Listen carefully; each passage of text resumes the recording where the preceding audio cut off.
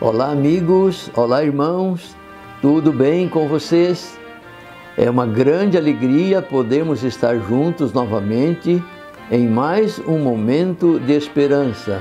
E eu peço que vocês compartilhem as mensagens de fé e de esperança que Deus nos transmite através da sua palavra.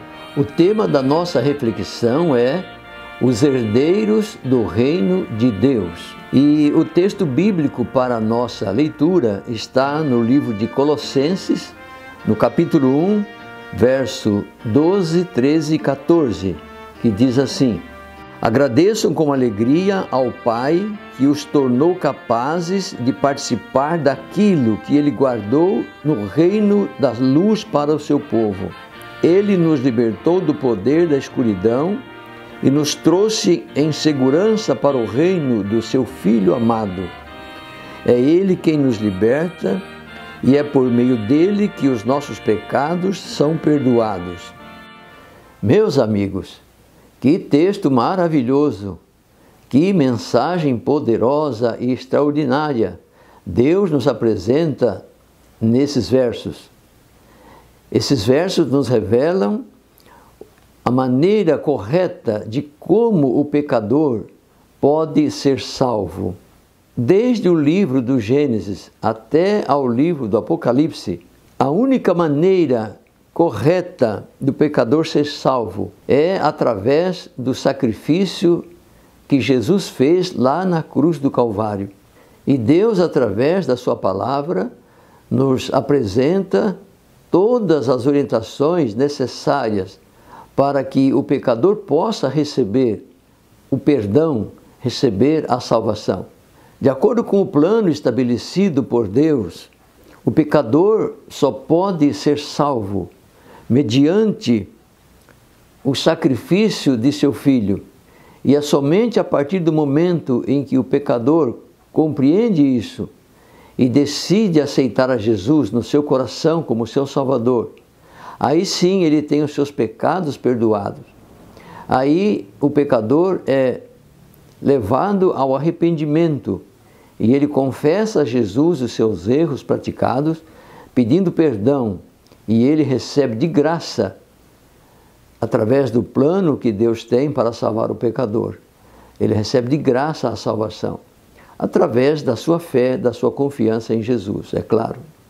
A atitude que o pecador deve demonstrar para ser salvo é semelhante à atitude que teve o filho pródigo quando ele voltou para a casa do seu pai.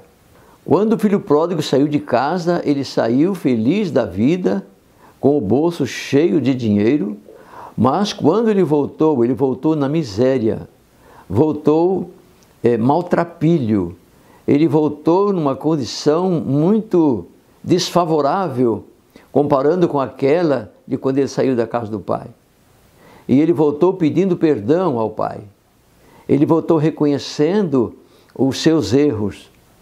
E o pai o aceita como filho, porque ele nunca deixou de ser filho para o pai. Ele foi um filho fora da lei, foi um filho desobediente, rebelde, mas agora ele volta arrependido, pedindo perdão, e ele é recebido pelo pai com festas, com muita alegria. Assim também deve ser a atitude do pecador quando ele volta para os braços de Deus, arrependido, pedindo perdão e disposto a obedecer a palavra de Deus, e disposto a ser guiado pelo poder do Espírito Santo, para que a vida dele se harmonize com a vontade de Deus. Observem que no texto que nós lemos, é bem claro a maneira de como o pecador deve ser salvo. É somente através do sangue que Jesus derramou lá na cruz do Calvário. Jesus, ele entregou a sua vida para o resgate de muitos, diz a Bíblia. E quando diz muitos, é porque há pessoas que não têm a disposição de compreender o sacrifício que Jesus fez por elas. E muitos são chamados, poucos serão escolhidos. Mas o sacrifício que Jesus fez na cruz é para salvar toda a raça humana.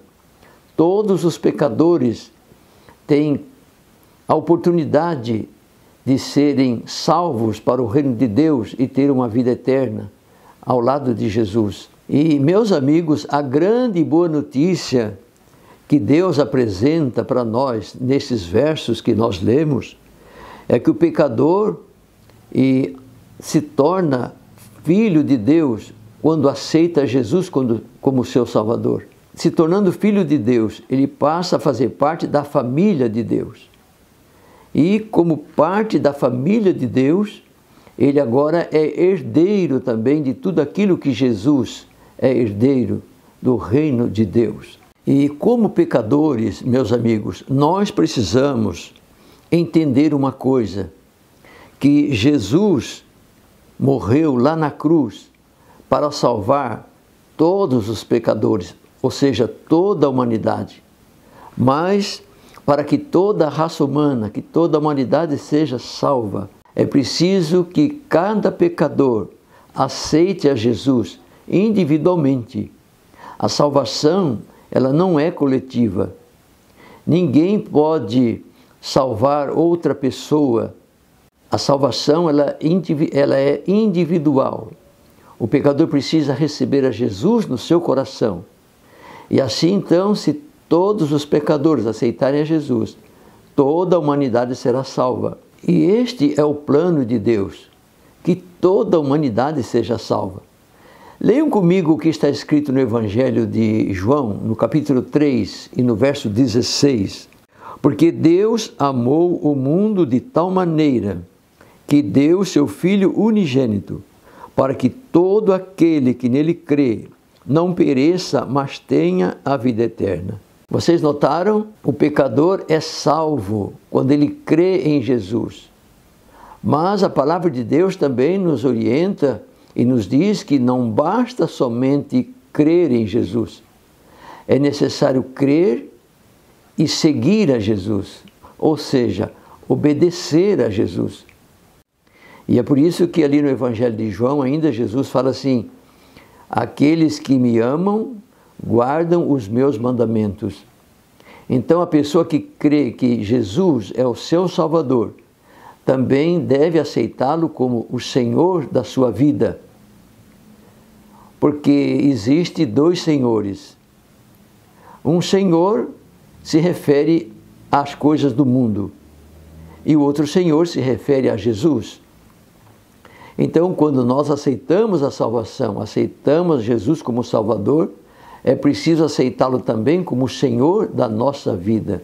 E meu prezado amigo e minha prezada amiga, você já aceitou a Jesus como seu Salvador e como Senhor da sua vida? Se você já aceitou Jesus como seu Salvador e Senhor da sua vida, então, meus parabéns. Louvado seja o nome de Deus. Mas se você ainda não aceitou a Jesus como seu Salvador, e o apelo que eu faço para você, meu amigo e minha amiga, é que você deve aproveitar este momento para aceitar a Jesus como seu Salvador e Senhor da sua vida.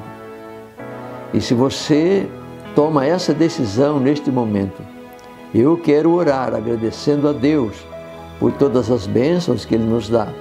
E quero orar por você também, para que Deus te abençoe ricamente na decisão que você acabou de tomar. E aí onde você está, se você puder, feche os olhos, porque agora vamos falar com Deus. Nosso querido Deus, amado Pai Celestial, obrigado, Senhor, pela salvação que o Senhor nos oferece através da morte do seu Filho. Jesus morreu lá na cruz, no nosso lugar, derramou o seu sangue para perdão dos nossos pecados. Ó querido Deus, que este sangue não tenha sido em vão para cada um de nós que meditamos nesta hora no sacrifício de Jesus. Muito obrigado, Senhor, pela oportunidade que nós temos de conhecer o plano da salvação. Muito obrigado porque o Senhor nos ama com amor eterno. E através de Jesus Cristo, o Senhor nos aceita como filhos amados e nos tornamos parte da família de Deus. E também, Senhor, muito obrigado pela promessa que nós recebemos através da Tua palavra, de que somos herdeiros com Jesus do Teu reino. Querido Pai, abençoa os nossos amigos, nossos irmãos, todos aqueles que tomaram a decisão de entregar a vida a Jesus, de receber a Jesus como Senhor da vida. Por favor, aceita a nossa entrega, o nosso coração e prepara-nos para o Teu reino. Essas bênçãos nós te pedimos e te agradecemos por Cristo Jesus. Amém.